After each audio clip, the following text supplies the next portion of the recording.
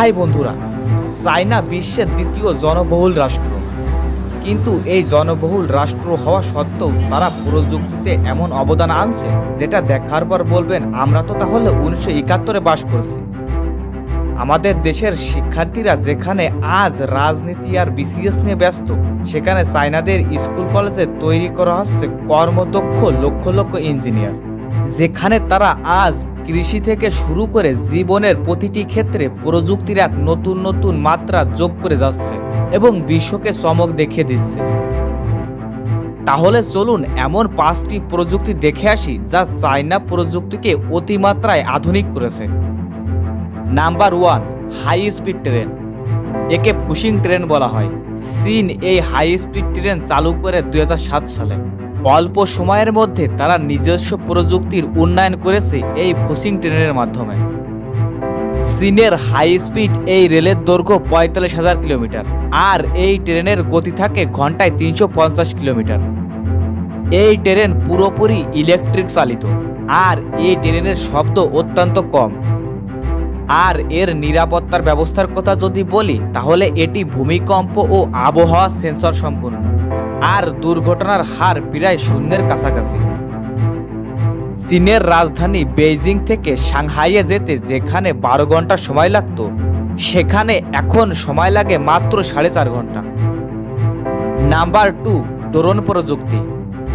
DJI বিশ্বের সবচেয়ে বড় ড্রোন কোম্পানি, আর যেটা চীনের কোম্পানি। বিশ্ব বাজারের প্রায় 70% ড্রোন চীনের, আর তাদের এই ড্রোন সামরিক ও বাণিজ্যিক দুই ক্ষেত্রেই শীর্ষে। তারা এই ড্রোনগুলোতে জিপিএস সেন্সর, ক্যামেরা সহ এআই সফটওয়্যার ব্যবহার করে থাকে। ভূমিকম্প, বন্যা, আগুন এই সকল বিভিন্ন উদ্ধার অভিযানে তারা এই ড্রোন ব্যবহার করে বিশ্ব প্রযুক্তিতে অনেকটাই এগিয়ে রয়েছে। নাম্বার 3, কৃত্রিম সূর্য। চীন তাদের প্রযুক্তিতে যতগুলো আবিষ্কার করেছে তার মধ্যে তাক লাগিয়ে দেওয়া আবিষ্কার হলো এই কৃত্রিম সূর্য। চীনের এই আর্টিফিশিয়াল সান আসলে কোনো আসল সূর্য নয়, এটি একটি নিউক্লিয়ার ফিউশন রিঅ্যাক্টর যার নাম হলো ইস্ট, যার পূর্ণরূপ হলো experimental advanced super conducting tokamak. এই সূর্য রিয়েল সূর্যের মতো হাইড্রোজেন থেকে হিলিয়াম রূপান্তর করে, আর এই প্রক্রিয়ায় বিপুল পরিমাণ শক্তি উৎপন্ন করে। এর প্লাজমার তাপমাত্রা পৌঁছে যায় প্রায় 10 কোটি ডিগ্রি সেলসিয়াস। আর একটা মজার তথ্য হলো এই সূর্যের ভিতরে তাপ রিয়েল সূর্যের কেন্দ্রের চেয়েও বেশি হয়। Number 4, Tiangong space station. Tiangong শব্দের বাংলা অর্থ স্বর্গীয় প্রাসাদ। এটি চীনের নিজস্ব নির্মিত ও পরিচালিত স্থায়ী মহাকাশ স্টেশন। এর নির্মাণ কাজ শুরু হয় 2021 সালে এবং শেষ হয় 2022 সালে এসে। এর কক্ষপথ হলো পৃথিবী থেকে 400 কিলোমিটার উপরে। তিয়ানগন দেখতে টি আকৃতির। এর ভিতরে বসবাসের পরিবেশ, বিদ্যুৎ ও যোগাযোগের ব্যবস্থা রয়েছে।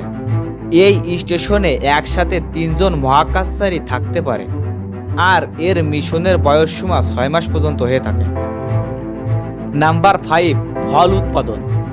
আপনাকে যদি জিজ্ঞাসা করি বিশ্বের সবচেয়ে বড় আপেল উৎপাদন করে কোন দেশ, তাহলে আপনাকে উত্তরে অবশ্যই চীনের নাম আনতেই হবে।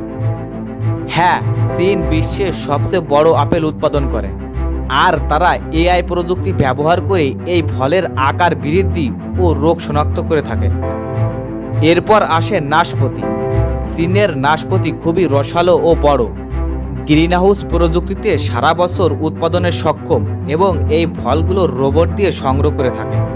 এরকম চাইনিজ কমলা, সাইট্রাস, আঙ্গুর, স্ট্রবেরি, পিচ, তরমুজ, আনারস, চেরি, কলা ইত্যাদি ফল তারা হাইব্রিডেশন করে নতুন এক ফলের প্রজাতি এনে দিয়েছে এবং যা 12 মাসকাল উৎপাদন করতে পারছে। প্রাচীন আবিষ্কার থেকে শুরু করে আধুনিক কৃত্রিম বুদ্ধিমত্তা, চীনের প্রযুক্তিগত অগ্রযাত্রা প্রমাণ করে পরিকল্পনা আর গবেষণা থাকলে একটি দেশ কিভাবে ভবিষ্যৎ গড়ে তুলতে পারে। প্রযুক্তির এই প্রতিযোগিতায় চীন শুধু এগিয়ে যাচ্ছে না, বরং নতুন দিকও দেখাচ্ছে। আর সেখানে আমাদের মতো দেশগুলো আজও রাজনীতি আর বিসিএস এর মতো প্রতিযোগিতায় অটল রয়েছে।